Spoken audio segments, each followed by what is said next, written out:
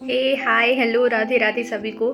तो मेरा नाम है प्रज्ञा और आज ये वीडियो सिर्फ एक छोटे से जर्नी के बारे में है, लाइक मेरे सीटेट और एमपीटेट के जर्नी के बारे में। और मे भी शायद ये आपको भी हेल्पफुल हो। अगर आप ये वीडियो देख रहे हो, आप नहीं कर रहे हो, तो आप अपने दोस्त या फिर अपनी बहन, अपनी भाभी, मतलब किसी के साथ जो एमपीटेट का एग्ज़ाम जिसने दिया हो या फिर देने जाएगा आगे, या फिर सीटेट का एग्ज़ाम जो दे चुका है या फिर जो देगा आगे, तो ये उसके लिए हेल्पफुल ज़रूर है। एक तरह से जर्नी है तो बिल्कुल किसी ना किसी को तो इंस्पायर कर सकती है। तो मैं शुरू करती हूँ। तो मैंने अगर मैं ट्वेल्थ की बात करूँ तो अगर मैं ट्वेल्थ की बात करूँ तो मैं कॉमर्स फील्ड से थी। मुझे बिल्कुल भी कोई C D P Hindi English इससे ज़्यादा कोई मेरा वास्ता नहीं था।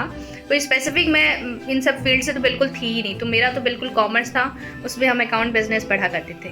फिर उसके बाद मैंने सोचा था कॉलेज में एडमिशन लूँ, पर मेरे फादर चाहते थे कि मैं डीएड कर लूँ, तो मैंने डीएड में एडमिशन ले लिया। डीएड करने के टाइम पे हाँ, मुझे बस इतना पता था, मुझे स्टार्टिंग से इतना पता था कि मुझे टीचर बनना है, और वो भी अच्छा गवर्नमेंट टीचर बनना था। बस मुझे इतना पता था, मेरा एम यही था। अब इसको कैसे कैसे धीरे धीरे अपने आप रास्ते खुलते गए और फिर बस उसी राह पे हम चलते गए।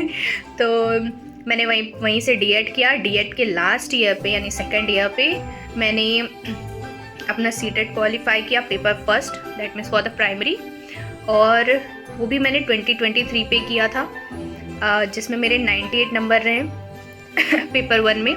उसके बाद मैंने अभी रिसेंट में 2024 के लास्ट में मैंने एमपीटेट का एग्ज़ाम दिया, क्योंकि मुझे टीचर तो बनना था, मुझे ये पता था, और मुझे अपने ही स्टेट में बनना था। तो मेरे स्टेट में एमपीटेट, क्योंकि मैं मध्य प्रदेश से हूँ, तो बनी बात है मेरे स्टेट में एमपीटेट होगा।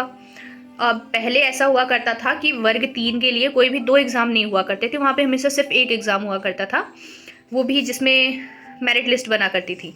पर अब क्या हो गया है, अब एमपीटेट में भी 2 एग्ज़ाम होंगे, एक प्री और मेंस के हिसाब से। तो अभी प्री हुआ था रिसेंट में, जिसमें मेरा 150 में से 100 स्कोर रहा है। मे बी इतना ख़राब नहीं था, क्योंकि मेरी जितनी प्रिपरेशन थी उसके हिसाब से ही था। मैंने गिन के 3 महीने प्रिपरेशन की थी। हाँ, ये था कि मैंने 2023 के स्टार्टिंग पे जो सीटेट का एग्ज़ाम हुआ था, मैंने उस टाइम पे काफ़ी अच्छी प्रिपरेशन की थी, तो मुझे उस चीज़ से इसमें काफ़ी मदद मिली थी। मैं बिल्कुल नहीं कहूँगी कि मदद नहीं मिली थी, बहुत हेल्पफुल था। और यहाँ तक कि मैं कहूँ तो सीटेट और एमपीटेट का लेवल बिल्कुल बराबर ही था। कहते हैं कि अगर क्वेश्चंस की बात करूँ, मैंने कुछ क्वेश्चंस लिख के दिखे हैं जो बेसिकली सबके नॉर्मल मन में आते हैं कि लाइक आपने कितने वक्त प्रिपरेशन की। तो मैं सच बताऊँ तो मैंने गिन के सिर्फ 3 या 4 महीने, बस इतना ही प्रिपरेशन की है। अगला क्वेश्चन आता है कि आपने कहाँ से पढ़ा। तो मैंने कोई भी स्पेसिफिक प्लेटफॉर्म बिल्कुल नहीं चूज़ किया था कि नहीं मैं विनर्स से ही पढ़ूंगी कि सत्याधि शर्मा से ही पढ़ूंगी। हाँ, क्योंकि ज़रूरी नहीं है कि अगर विनर्स की मैथ्स के टीचर अच्छे हैं तो मतलब मैं कुछ ऐसा नहीं कर रही हूँ, सब अपने हिसाब से अच्छा ही पढ़ाने की कोशिश करते हैं। अगर मैं एक एक सब्जेक्ट की बात करूँ तो मैंने सीडीपी जो है वो हिमांशी मैम से पढ़ी है। आपको किसी भी स्टेट की प्रिपरेशन करनी हो, सेंट्रल लेवल के एग्ज़ाम्स की प्रिपरेशन करनी हो अगर टीचिंग फील्ड के, तो आप बिल्कुल सीडीपी के लिए ना बिल्कुल हिमांशी मैम के साथ जा सकते हो। सच में वो बहुत अच्छा पढ़ाते हैं। यहाँ तक कि मैं अपना एक ट्रू रिव्यू बताऊँ, मैंने एमपीटेट के एग्ज़ाम में मैंने केवीएस एनवीएस और इन सब की मिक्स एक वीडियो थी हिमांशी मैम की, मैंने वो देख के गए थे। वहीं से 2 क्वेश्चंस मुझे सेम टू सेम, मुझे 2 क्वेश्चन वहीं पे एमपीटेट पे दिख गए थे। बिल्कुल बिल्कुल ये सच बात है। और फिर उसके बाद आगे मैं बात करूँ कि अगर हिंदी इंग्लिश की, तो मैंने बिल्कुल हिंदी इंग्लिश की कोई भी प्रिपरेशन नहीं की थी। हाँ, मैं ट्यूशन पढ़ाती थी तो मुझे काफ़ी ज़्यादा उससे हेल्प मिली। लाइक बच्चों को हिंदी इंग्लिश की ग्रामर्स पढ़ाते पढ़ाते थोड़ा बहुत मुझे आइडिया था अच्छा खासा। फिर उसके बाद मैथ्स की बात करूँ तो मैथ्स के लिए मैंने विनर्स इंस्टीट्यूट चूज़ किया था। आदित्य सर की मैथ्स की क्लासेस दिखी थी। सच में मतलब बेसिक से लेके आप हाई लेवल तक अच्छा खासा उसमें पढ़ सकते हो।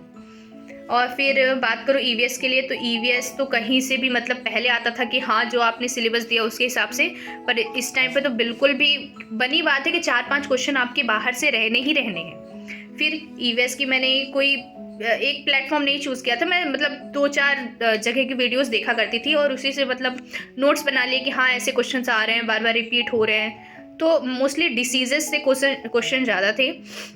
फिर एक स्पेस से 2 क्वेश्चन थे मेरे इसमें, और एक था बिरसा मुंडा से रिलेशन कुछ ऐसे क्वेश्चन था, तो फिलहाल तो मुझे याद नहीं है।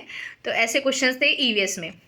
अगर ओवरऑल की बात करूँ कि आप कितने घंटे पढ़ा करते थे, तो भाई आप जितना पढ़ सको ना उतना अच्छा है। बस आप ना अपने कॉन्सेप्ट को जितना क्लियर रख सको उतना अच्छा है, वो ज़्यादा बेस्ट है। हाँ, अगर आप सीसीई पढ़ रहे हो, ठीक है, आरआईटी पढ़ रहे हो, तो उसके बारे में पूरी इन्फॉर्मेशन रखो आप, क्योंकि कहाँ से पूछ ले किसी को भी नहीं पता रहता। ठीक। और अगला क्वेश्चन कि क्या कोर्स परचेस किया जाए, तो भाई अगर आप बिल्कुल नए हो तो आप बिल्कुल परचेस करो। हाँ, आपको लगता है तो करो, पर मैं तो बिल्कुल सलाह नहीं दूंगी, क्योंकि कोई भी देखिए ज़रूरी नहीं कि हर एक प्लेटफॉर्म ना आपको एकदम सारे सब्जेक्ट की गाइडेंस अच्छे से दे सके। आप जितना अच्छा अपनी नोट्स बनाओगे वो ज़्यादा अच्छा होगा। कम से कम आप समझोगे, उस चीज़ को ज़्यादा जानने की कोशिश करोगे। तो मैं बिल्कुल इस फेवर पे तो नहीं हूँ कि मतलब आप परचेस ही करो, पर अगर आप परचेस कर रहे हो तो कोई ख़राब नहीं है। तो आप भी वेट कर रहे होंगे, मैं भी वेट ही कर रही हूँ कि कब प्री का रिज़ल्ट आएगा।